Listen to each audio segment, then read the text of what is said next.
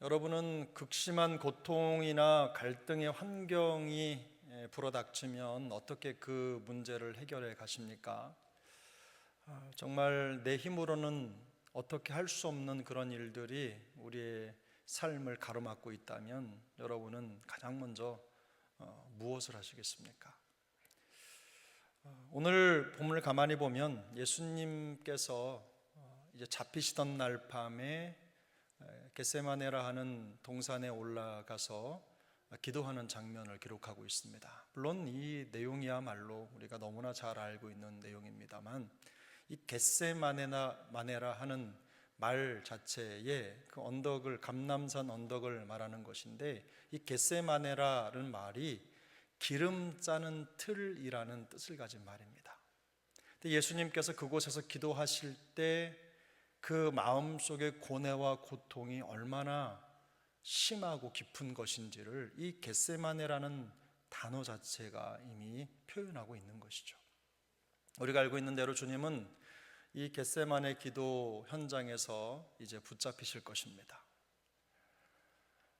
유다의 배신으로 이제 붙잡혀서 심판을 법정에 서게 되시고 신문을 받으신 후에 사형 선고를 받으시는 거죠. 그리고 이게 일어난 일이 목요일 저녁이니까 이제 내일이면 십자가에 못 박혀 죽게 되십니다.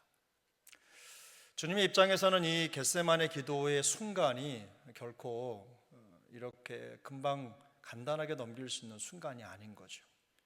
죽음을 앞두고 정말 견딜 수 없는 고통의 시간을 앞에 두고 그 상황 속에, 그 마음 속에 찾아오는 고뇌를 하나님 앞에 드리지 않을 수가 없는 겁니다. 주님이 뭐라고 기도하셨습니까?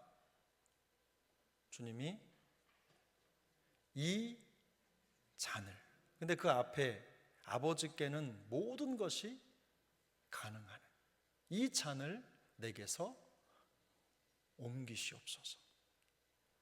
그러나 내 원대로 마시옵고 아버지의 원대로 하옵소서. 이렇게 기도하신 거예요. 여기에는 그 마음속의 고통과 아픔도 담겨 있고, 그리고 하나님의 뜻을 받아내는 결의도 담겨 있습니다. 내 마음은 이거지만 하나님이 원하시면 언제든 저는 제 생각을 접을 수 있습니다. 접겠습니다. 접습니다. 이런 결단이 담겨 있는 거죠. 이 예수님이 말씀하신 이 내용 중에 예수님이 이 기도를 드리시면서 어떤 자신의 상황을 표현하는 표현이 이겁니다. 내 마음이 심히 고민하여 죽게 되었으니, 이렇게 고백을 하셨거든요. 이게 어떤 의미냐? 구약에 이것과 같은 표현이 있는데요. 여러분 시편 42편을 한번 찾아보겠습니다. 시편 42편 5절. 시편 42편 5절 말씀 함께 읽습니다. 내 영혼아, 내가 어찌하여 낙심하며 어찌하여 내 속에서 불안해하는가? 이 부분이죠. 이 똑같은 말이 11절에도 등장합니다. 내 영혼아, 내가 어찌하여 낙심하며 어찌하여 내 속에서 불안해하는가? 이 똑같은 말이 시편 43편 5절에도 있습니다. 내 영혼아, 내가 어찌하여 낙심하며 어찌하여 내 속에서 불안해하는가? 그 뒤에 우리가 알고 있는 말씀이 나오죠. 하나님께 소망을 두라. 우리가 개인적으로 물어보면 다 하나님께 소망을 두고 살아갑니다. 우리의 소망은 우리 하나님밖에 없습니다. 주님이 우리의 유일한 소망인 줄 믿습니다. 우리는 다 소망을 두고 살아가요. 그런데 이런 고뇌의 시간이 찾아오면 이걸 어떻게 해결해야 될지 정말 난감할 때가 한두 번이 아닙니다. 근데 주님은 이 찾아온 고통과 고뇌를 하나님 앞에 그대로 올려드리시면서 이 시간을 지나가고 있어요. 주님께 아주 가까운 친구들이 있었습니다. 제자들인데, 물론 예수님께는 12의 제자가 있었지만 그 중에서도 더 가까운 제자들이 있으셨던 것 같아요. 이렇게 따로 떼어 기도하러 가실 때는 그들을 데리고 가셨는데 누굽니까? 베드로와 야고보와 요한이었어요. 그들을 데리고 제자들을 남겨두시고 그들 셋만 데리고 가셔서 조금 더 가까이 가셔서 그들에게 말하죠. 내가 정말로 고민해 죽게 되었으니까 여기 머물러 있으라. 여기 머물러 있으라. 그리고 주님은 올라가시면서 이제 기도하러 올라가시면서 그들에게 당부하십니다. 깨어 있어라. 깨어 있어라. 그리고는 주님 앞에 간절하게 기도하고 내려와 보니까 어떻게 해요? 제자들이 잠들었어요. 주님이 왜 잠들었느냐? 예전에는 한시도 깨어 있을 수 없느냐? 옛날 개역 성경에 그렇게 기록되어 있는데 조금 더 정확하게 1시간도 깨어 있을 수 없느냐? 주님이 아마도 기도하러 올라가셔서 1시간쯤 열심히 기도하시고 내려오신 것 같아요. 근데 그 순간에 제자들이 잠이 든 거죠. 큰 시험과 고통과 고뇌를 앞둔 주님께서 정말 땀방울이 핏방울 같이 변하는 그런 깊은 기도를 하나님 앞에 드리고 있는 순간에 주님과 가장 가까운 친구 또 주님의 제자라고 불리는 우리 세 친구가 잠이 든 거예요. 왜 잠이 들었을까요? 여러분 생각해 보셨습니까? 제자들이 왜 잠이 들었을까요? 제가 과거에 저희 어머님 돌아가시기 전에, 돌아가실 때가 아니죠. 한참 전에 어머님이 많이 편찮으셨어요. 그래서 큰 수술을 하시고서 사셨는데 지방의 병원에서는 어머님 장례치를 준비하라고 하고 마음에 도저히 납득이 안 돼서 우리 어머님을 이제 큰 병원으로 옮겼는데 그 사이에 정말 이제 사실지 돌아가실지 모르는 그런 와중에 있는데 그 밤이 고비라고 했습니다. 의사가. 그런데 여러분 그 밤에 수술이 끝나고 그 밤에 잠이 오겠습니까? 정말 그야말로 뜬 눈으로 밤을 샌다는 것이 이런 거구나라는 걸 그때 알았어요. 왜 그렇죠? 어머님의 일이 나의 일로 받아졌기 때문에 그런 거예요. 제자들이 예수님과 함께 올라가서 예수님은 고뇌하고 간절하게 기도하면서 정말 하나님의 뜻 붙잡고 벌벌 떨며 기도하는 순간에 제자들은 왜 잤을까요? 바로 이 제자들에게 주님이 가진 그 기도의 심정이 없기 때문입니다. 우리가 간절하게 기도하지 못하는 이유가 바로 거기에 있어요. 우리가 주님의 심정을 가지고 있다면 아마 우리는 기도할 것입니다. 피곤을 이기지 못하는 그 제자들을 주님이 긍휼히 여기셨는데 물론 그럴 수 있습니다. 그럴 수 있는데 주님이 그들을 깨우기를 그 밤에 몇 번을 하셨어요? 3번을 하시죠. 3번을. 3번을 연거푸 가셔서 그들을 깨우시면서 그들에게 깨어있기를 원하셨어요. 깨어있으라고 하셨어요. 깨어있어 기도하라고 하셨어요. 그런데 이 제자들이 예수님의 그 말씀을 온전히 따르지 못합니다. 주님의 능력 정도라면 제자들이 잠 못 자게 눈에다가 뭘 좀 넣으셨을 텐데, 그래서 안 감기게 하셨을 텐데 주님은 그렇게 하지 않으셨어요. 그냥 말씀하시고 다시 올라가 기도하시고 내려와 보니 또 자서 다시 말씀하시고 올라가 기도하시고 내려와 보니 또 자서 이제 됐다 이렇게 말씀을 하셨거든요.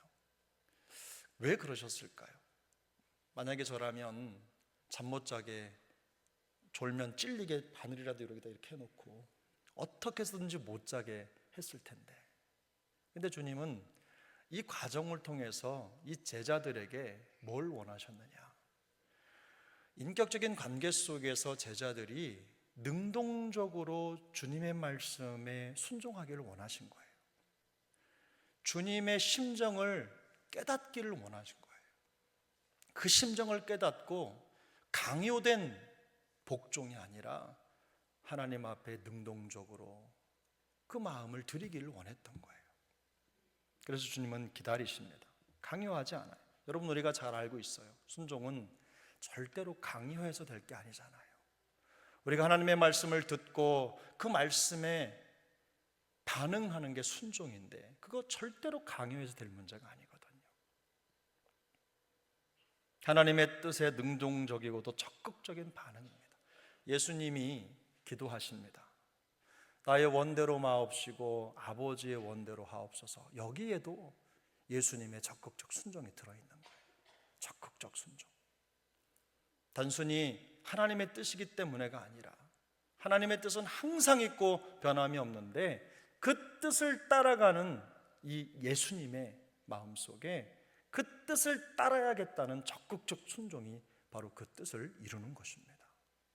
주님은 당신이 머리로 도무지 해석이 안 되는, 할 수 없는, 풀어낼 수 없는 하나님의 그 명령과 그 순종의 여정, 그 말씀의 여정을 마음속에 담고서 이렇게 치열하게 기도하실 수밖에 없었던 거예요. 왜요? 하나님의 말씀에 순종하기 위해서입니다. 그리고는 제자들을 바라보시는 거예요. 근데 제자들이요, 그 밤에도 마음을 지키지 못하고 잠에 빠졌어요. 3번 졸았던, 잠에 들었던 숫자 그대로 제자들은 베드로를 중심으로 3번 예수님을 부인합니다. 지금 이곳에서 이루어지는 이 영적인 전쟁에서 실패한 제자들은 결국은 예수님의 십자가 앞에서 그 실패의 열매를 맺는 거예요. 깨어있으라는 이 주님의 작은 명령이잖아요. 그런데 그걸 지키지 못할 때 그 마음이 하나님 앞에서 무너져 버리고 마는 것입니다. 성도는 말씀을 따라 사는 것 자체가 긴장이라는 것을 기억해야 됩니다. 그냥 방심하고 느슨한 마음으로는요, 말씀을 따라가는 것이 매우 어렵습니다. 왜냐하면 성도의 삶 자체가, 하나님의 말씀을 따라가는 것 자체가 긴장의 연속이기 때문에 그래요. 매 순간 긴장하면서 주의 말씀을 따라가는 것입니다. 다행인 것은 주님이 이 실패한 제자들을 나무라시고 버리지 않으셨다는 거예요. 여러분, 우리가 오늘 읽지는 않았지만 42절을 함께 읽어보도록 하겠습니다. 42절 함께 읽습니다. 일어나라, 함께 가자. 보라, 나를 파는 자가 가까이 왔느니라. 아멘. 그런데 41절에 우리가 읽은 본문이 뭐냐면, 3번째 오사 그들에게 이르시되 이제는 자고 쉬라. 그만 되었다. 때가 왔도다. 이렇게 말씀하셨거든요. 근데 그냥 우리 문장을 읽어보면 3번까지 왔는데 이제는 다 됐다, 깨어있을 거 없다, 쉬어라, 이런 말씀으로 들리지만 많은 권위 있는 번역본들이 이 본문을 번역하면서 이걸 의문문으로 번역을 했어요. 그래서 이런 겁니다. 아직도 자느냐? 이 말입니다. 아직도 잠들어 있느냐? 아직도 깨어있지 못하느냐? 이제 그만 자라. 이게 맞는 게 우리 42절에 일어나 함께 가자고 하셨잖아요. 일어나 함께 가자고 하셨는데 이제 자라고 하셨을 리가 없잖아요. 그래서 주님은 그들을 불러서 데리고 가시면서 일어나 함께 가자고 말씀하시는 거예요. 여기에 우리가 기억해야 될 아주 중요한 원리가 있습니다. 사랑하는 여러분, 주님이 우리를 부르실 때 우리가 완벽해서 실패하지 않을 것 같기 때문에 우리를 부르신 게 아닙니다. 주님은 우리가 실패할 것이라는 걸 아시죠? 아셨죠? 우리가 죄인이라는 걸 아시고 우리를 사랑하신 거예요. 우리가 아직 죄인 되었을 때에 그리스도께서 십자가에 죽으심으로 하나님께서 우리에게 대한 자기의 사랑을 확증해 보여주신 겁니다. 또한 우리가 죄인이기 때문에 그 죄를 짊어지고 있는 거예요. 성경은 말씀합니다. 우리 죄를 자백하면 그는 빛 보시고 의로우사 우리 죄를 사하시며 우리를 모든 불의에서 깨끗하게 하실 것이다. 이것이 주님이 우리에게 주신 약속입니다. 그러면 주님이 죄로 눌려있는 우리, 소망 없는 우리, 그저 실패하는 우리를 자꾸만 일으켜 세우시고 깨우시는 이유가 뭘까요? 바로 그것이 복음의 원리입니다. 실패할 수밖에 없는 우리를 하나님이 부르시고 깨우셔서 사명자로 쓰시는 거예요. 약한 자, 연약한 자를 일으켜서 하나님과 동행하는, 하나님의 복음을 위해 달려가는 하나님의 일꾼들로 쓰시는 겁니다. 능력이 있어서가 아니라, 내가 어떤 힘을 가져서가 아니라, 실패를 하지 않아서가 아니라 여전히 실패하고 죄에 눌리고 무너질 수밖에 없는 나약한 존재이지만 주님이 우리를 이렇게 쓰시는 거예요. 회복시켜 쓰시는 거예요. 3번이나 자고 실패한 제자들을 찾아오신 예수님의 모습은 바로 부활 후에 실패한 베드로를 찾아오신 모습과 닮았습니다. 주님은 성공한 베드로를 불러서 사명을 맡기시지 않았어요. 실패한 그들을 불러서 다시 격려하시고 세우셔서 그들에게 복음 사명을 허락해 주신 것입니다. 사랑하는 여러분, 주님은 그런 분이십니다. 왜 주님이 자꾸만 우리에게 찾아오셔서 우리를 깨우시고 우리에게 사명을 주십니까? 주님이 우리를 택해 부르셨다면 우리가 그저 실패하고 나약한 상태로 우리 인생을 마치기를 원하지 않기 때문에 그러신 거예요.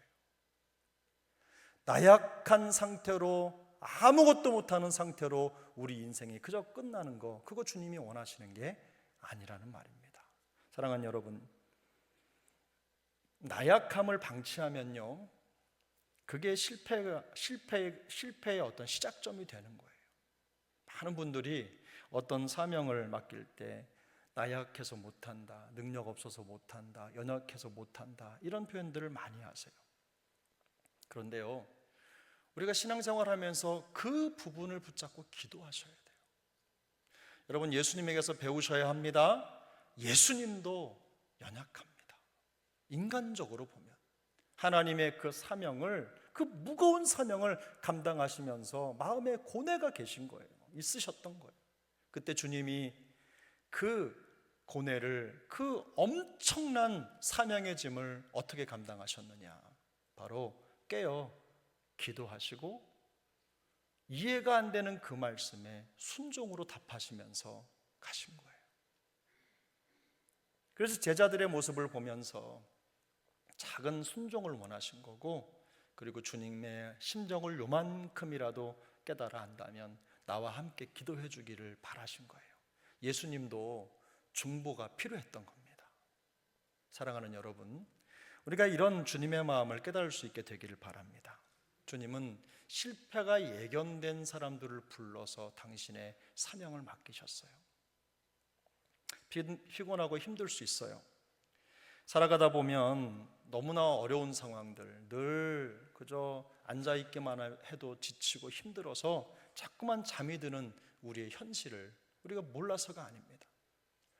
여러분, 제가 목사로서 우리 성도님들 뵈면 얼마나 안타까울 때가 많은지 몰라요. 세상 말로 그렇게 말하죠. 짠하다. 또 하루 종일 직장 생활하고 애쓰다가 교회 와서 예배 드리려고 앉았는데 자꾸만 잠이 오는 거예요. 그런 모습이 여러분 교회 와서 잠을 자네 이런 게 아니라요, 마음속에 짠한 거예요. 그럼에도 불구하고 와서 기도하고 말씀 보고 영적으로 살아보려고 애쓰는 그 모습이 얼마나 귀합니까? 근데요, 우리의 연약함을 우리가 다루지 않으면 우리가 결국 이렇게 제자들처럼 큰 실패를 맛보게 되는 것입니다. 주님이 우리를 회복시키실 것이라고 하는 거 믿고 지금 실패해도 된다, 이런 마음 갖는 건요, 잘못된 마음이에요. 근데 주님 앞에서 우리에게 있는 그 작은 실패를 우리가 잘 다뤄야 되는 겁니다. 여러분, 그거 아세요? 사탄은 우리의 방심하는 마음을 그냥 넘기는 법이 없습니다. 그 틈을 비집고 들어와서 우리 안에 역사하는 거예요. 사탄은 연약함을 방치한 유다의 마음 속에 파고들었습니다. 그리고는 그가 정말 역사적으로 가장 큰 범죄를 저지르는데 큰 일을 하게 하는 거예요. 작은 구멍 하나를 관리하지 못하면 큰 무너짐의 대로가 열리게 되는 것입니다. 뭐 엄청난 댐, 수백 미터 되는 그런 댐들이 무너진다면 큰 구멍이 있어서 넘치는 게 아니에요. 물 넘치는 거, 조금씩 넘치는 거, 조그만 구멍으로 물 새는 거, 이런 거 관리 못해서 그게 무너지는 거죠. 여러분 기억하십시오. 주님은 우리가 연약함에 사로잡혀서 우리 인생을 끝내기를 원치 않으십니다. 우리 주님의 은혜로 다시 일어서서 하나님의 말씀 앞에서 기도와 순종으로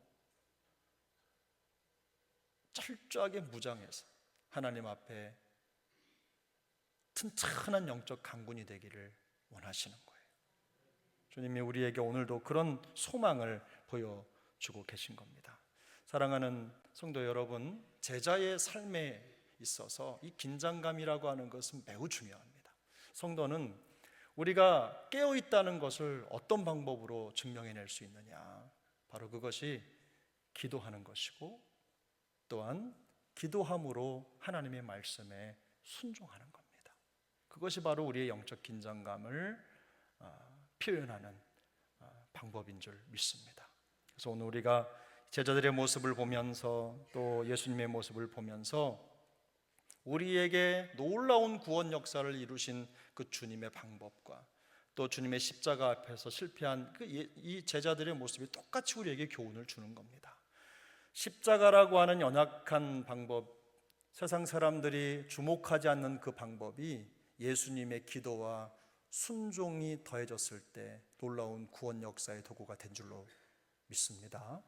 그러나 강하다고 생각했던 베드로, 절대로 굴하지 않고 양보하지 않을 것 같은 믿음을 가졌다고 생각한 그 마음이 하나님 앞에서 잠시 방심하고 또 기도에서 잠이 들고 혹은 깨어있지 못하고 순종하지 못할 때 바로 그 틈으로 더 큰 실패의 싹이 자라나고 결국은 큰 실패의 결과를 맞게 된 것입니다. 오늘도 주님께서 우리에게 주시는 이 놀라운 말씀의 교훈을 마음에 새길 수 있기를 소망합니다. 다음 한 주간 동안 살아가시면서 우리의 마음에 찾아오는 어떤 도전도 여러분 기도로 순종으로 이겨낼 수 있길 바랍니다. 실패를 걱정하고 두려워할 건 없지만 그러나 우리 안에 그런 것들을 의도적으로 깨어 긴장하고 또 막아내는 게 중요한 거예요. 여러분 우리가 옛날 군사들이 가지고 있던 그런 것 중에 하나가 작전에 실패한 군인은 용서받을 수 있어도 경계에 실패한 군인은 용서받을 수 없다, 이런 말 있습니다. 우리 권혁진 성도님 이런 말 들어보셨어요? 네. 장교시니까, 장교 출신이시라 아마 우리 병사들에게 그런 말씀도 하셨을 거예요. 경계하는 거. 성도에게는요, 이 경계가 굉장히 중요합니다. 우리가 깨어서 하나님의 역사를 보는 것도 경계입니다. 또 우리를 넘어뜨리려고 하는 그런 사단의 괴략도 경계입니다. 신천지, 하나님의 교회, 이런 사람들이 언제 소문내고 들어옵니까? 우리가 깨어서 기도하며 하나님의 말씀에 마음을 쏟고 우리를 넘어뜨리려고 하는 수많은 도전 앞에서 믿음으로 승리해야 될 줄로 믿습니다.